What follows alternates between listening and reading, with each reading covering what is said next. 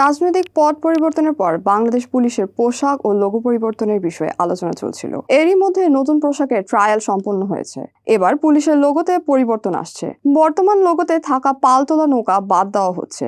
Police সদর দপ্তরে অতিরিক্ত ডিআইজি নাসিমা বেগমের স্বাক্ষর করা এক চিঠির মাধ্যমে এই পরিবর্তনের তথ্য জানানো হয়েছে। চিঠিতে উল্লেখ করা হয়েছে শীঘ্রই মন্ত্রণালয় নতুন লোগোর বিষয়ে প্রজ্ঞাপন জারি করবে।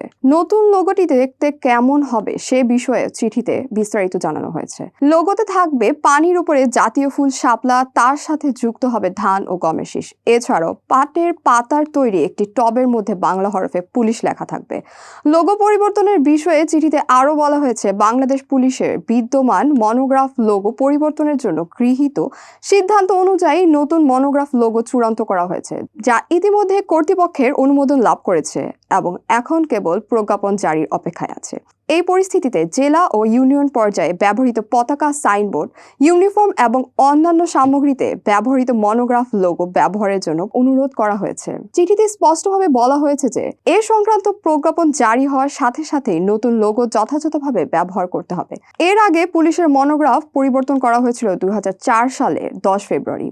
পরবর্তীতে 2009 সালে সেই মনোগ্রাফ আরও একবার পরিবর্তন আনা হয়। সেই লোগোতে পাল বাঁধা নৌকার দুই পাশে গম ও ধানের শীষের মালা দেখা যায়। পালের উপরে একটি শাপলা এবং নৌকার নিচে বাংলায় পুলিশ লেখা হয়েছে। গত 5 আগস্ট ছাত্র জনতার অভ্যুত্থানে শেখ হাসিনা সরকারের পতন হলে দেশে 3 দিনের জন্য সরকারবিহীন দেশে এক অরাজক পরিস্থিতির সৃষ্টি হয়। এরপর 8 আগস্ট ডক্টর মোহাম্মদ ইউনূসের নেতৃত্বে একটি অন্তর্বর্তী সরকার গঠিত হয়। তৎকালীন স্বরাষ্ট্র উপদেষ্টা এম সাখাওয়াত হোসেন তাদের 11 দফা দাবি মেনে নেওয়ার ঘোষণা দেন। সেই বৈঠকে পুলিশের ইউনিফর্ম ও লোগোতে পরিবর্তনের সিদ্ধান্ত নেওয়া হয়েছিল। এর ফলস্বরূপ 12 আগস্ট পুলিশ সদর দপ্তরের পক্ষ থেকে অতিরিক্ত ডিআইজি লজিস্টিক মোহাম্মদ আতাউল কিবরিয়াকে প্রধান করে 10 সদস্যের একটি কমিটি গঠন করা হয়, যারা এই লোগো পরিবর্তনের বিষয়টি নিয়ে কাজ করে।